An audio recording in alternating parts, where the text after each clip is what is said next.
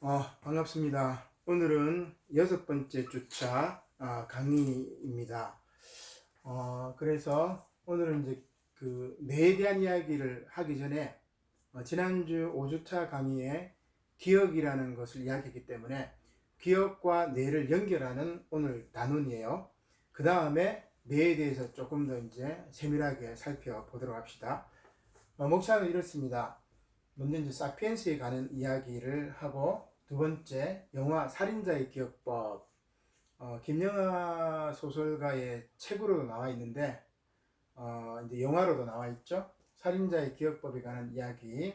이제 기억도 있지만 뇌에 대한 이야기이기 때문에 이 영화를 조금 더 이야기를 하고 싶습니다. 세 번째는 뇌에 대한 이야기. 이제 뭐 정치 경제적인 것들로 연결될 수 있겠지만 진보의 뇌와 보수의 뇌가 어떻게 다른지, 이제 뇌 구조가 다르단 말이에요. 인식하는 것 자체가. 나머지 이제 네 번째는 번식 전략에 대해서 이렇게 이야기를 하려고 합니다.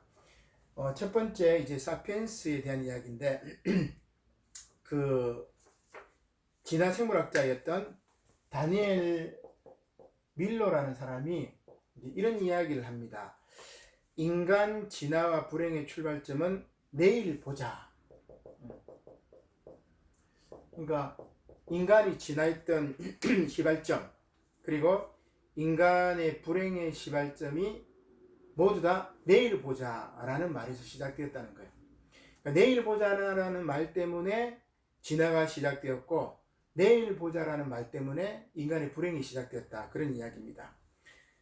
그래서 다니엘 밀러가 다른 동물들과 구별되는 이제 우리 인간의 특징을 찾다가 호모 사피엔스가 어느 날 문득 내일이라는 개념을 떠올린 것을 깨닫게 된 겁니다. 내일이라는 말, 그러니까 오늘이 지나면 내일, 그리고 내일에 대한 막연한 기대와 두려움으로 오늘만 사는 동물의 낙원에서 추방당하는 거죠. 그리고 돌연 아프리카를 떠나게 되었다. 이게 이제 이 다니엘 밀러의 이야기입니다. 밀러의 말을 제가 조금 인용해서 한번 들려드리겠습니다. 케냐와 에티오피아 중간쯤 되는 어디에선가 기적이 일어났다. 동굴에 살던 웬 인간이 동굴에 살던 다른 인간에게 내일 보자라는 인사말을 건네면서 세상이 완전히 달라진 것이었다. 지금으로부터 140억 년 전에 일어난 빅뱅 이후 그 같은 일은 그때까지 단 한 번도 일어나지 않았다. 그때까지는 전자, 양자, 태양, 별, 미생물, 동물, 식물 등 모든 존재가 영원한 현재의 포로였다. 조금 이제 생략합니다. 선사시대 인간이 동료에게 내일 보자라고 말한 바로 그날, 역사는 전 미래와 후 미래라고 하는 균등하지 않은 두 부분으로 나뉘었다.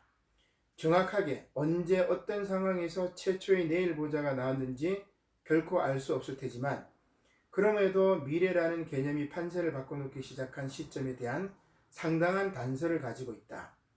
지금으로부터 5만 8천 년 전 인간 종을 구성하는 몇몇 구성원들이 그들의 고향, 즉 아프리카를 떠나 장도에 오를 때가 바로 그 순간이었을 것이다.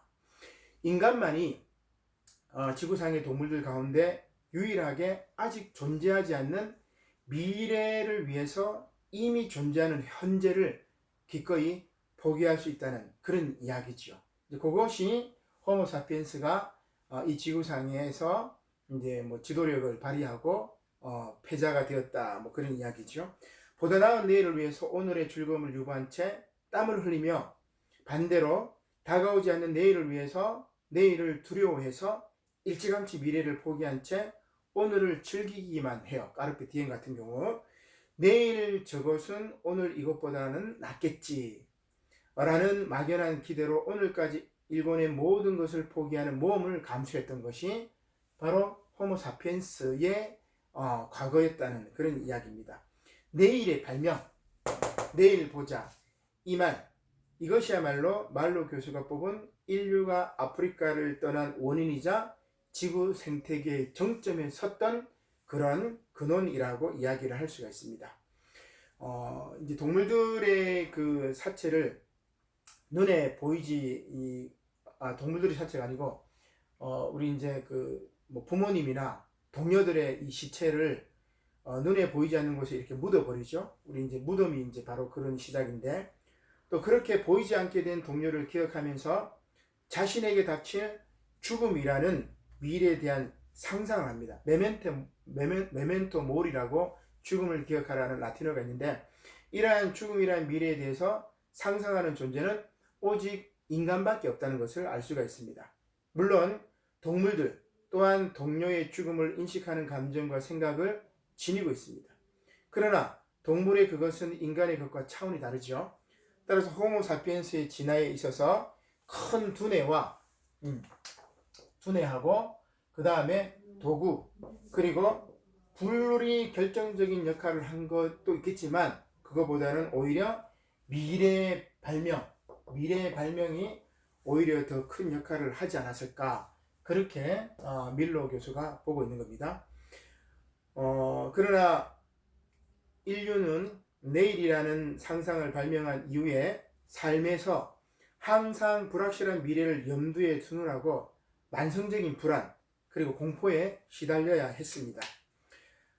그리고 이를 극복하기 위해서 준비 그리고 계획이라는 것을 하게 되죠. 미래의 공포에 대응하기 위해서 준비도 하고 계획도 하고 이러한 개념을 다시 이제 떠올리게 됩니다.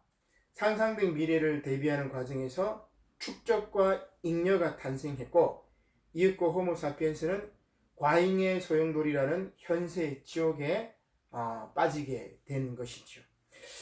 일반적으로 인간과 동물의 차이를 유희나 잔혹함, 소통, 이타주의 뭐 이런 것들을 이야기해요.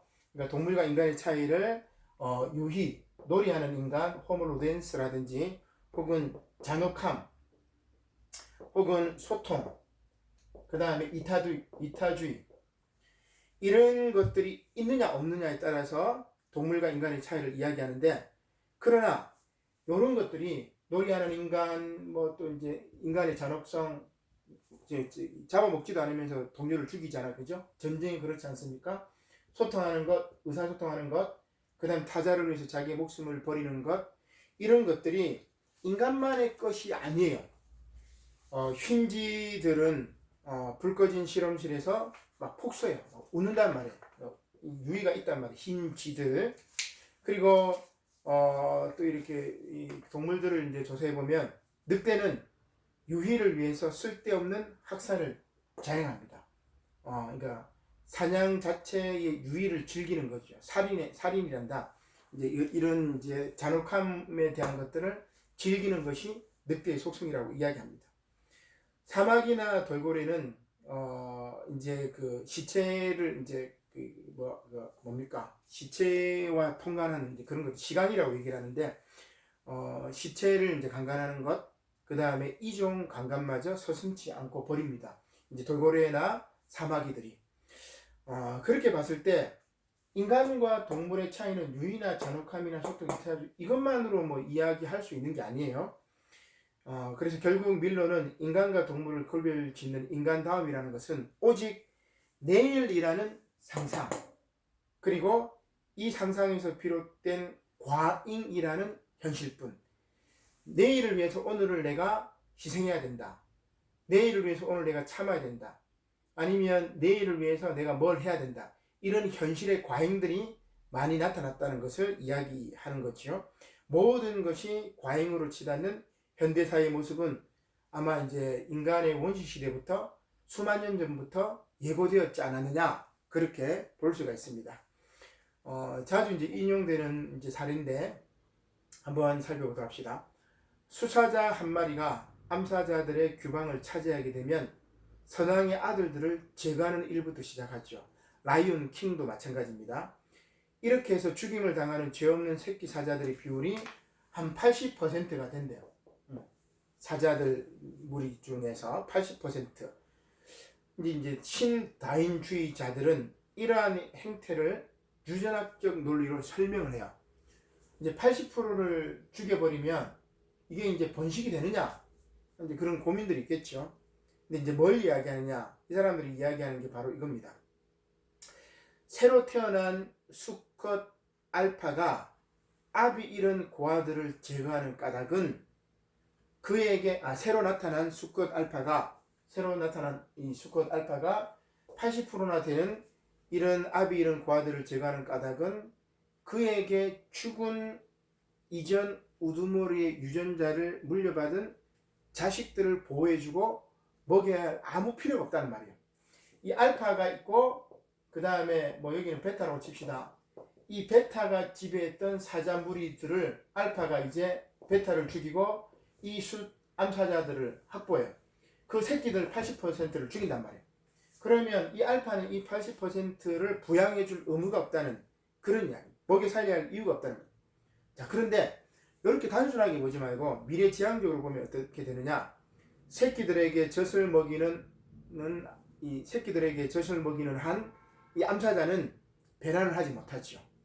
그래서 새왕 이 알파는 자신의 리비도를 충족시키기 위해서 아이 새끼들을 다 죽여서 암사자가 다시 임신 가능하도록 만드는 거예요. 이렇게 수차자들은 미래를 예측하고 아빠가 되기 위해서가 아니라 짝짓기를 하기 위해서 손발에 피를 묻히는 거예요. 번식 전략이 아니라 이 암사자들이 새끼에게 젖을 먹이는 동안은 이제 임신을 할 수 없기 때문에 그 새끼들을 죽임으로 말미암아 젖을 물리지 않기 때문에 알파가 이 암사자들과 관계를 맺을 수 있다는 거예요. 자, 즉 동물들도 쾌락을 위해서 섹스를 한다는 이제 그런 이야기겠죠. 참 기가 막힌 이야기인데 인간과 동물과의 차이를 유의도 아니에요. 간호감도 아니에요. 소통도 아닙니다. 이타주의도 아닙니다. 혹은 이제 섹스도 아니고 뭐냐? 지금 사피엔스를 구분할 수 있는 것은 다니엘 밀로의 말은 바로 내일이라는 이야기죠. 내일이라는 관념, 뭐 이제 그 유발 하라리는 이제 뭐 공동체 뭐 이런 이야기도 하는데 내일이라는 관념 때문에 우리가 함께 힘을 합치는 공동체가 구성이 되겠죠. 그래서 이 내일이라는 관념이야말로 인간을 다른 동물과 구분하게 되는 그런 시발점이다. 그렇게 이야기를 하고 있습니다. 첫 번째 사피엔스에 대한 내용입니다.